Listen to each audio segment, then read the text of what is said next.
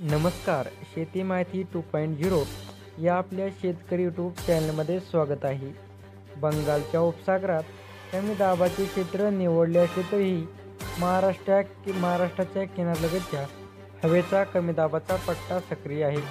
कोकण घाटमाथ्यावर पावसाची रिपरिप सुरू आहे. उर्वरित महाराष्ट्रात मात्र चांगल्या पावसाची प्रतीक्षा आहे.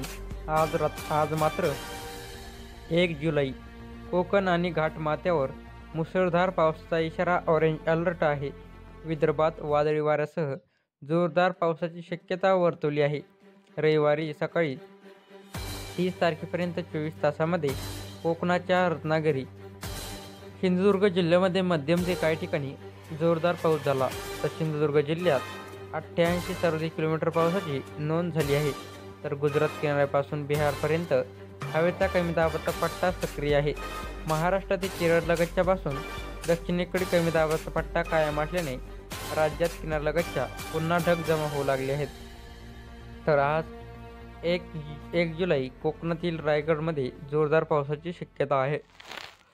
तर रत्नागिरी, सिंधुदुर्ग आणि पुणे, सातारा घाटमाथ्यावर मुसळधार पावसाचा ऑरेंज अलर्ट देण्यात आला आहे. तर मुसळधार पावसाचा इशारा रायगड, रत्नागिरी, सिंधुदुर्ग, पुणे. जोरदार पावसाचा इशारा पालघर, ठाणे, मुंबई, नंदुरबार, धुळे, नाशिक, कोल्हापूर. वादळी पावसाचा इशारा बुलढाणा, अकोला, अमरावती, वाशिम, वर्धा, यवतमाळ, नागपूर, भंडारा, गोंदिया, चंद्रपूर, गडचिरोली या भागात पावसाची शक्यता आहे. नवीन अपडेट जाणून घेण्यासाठी सबस्क्राईब करा. धन्यवाद.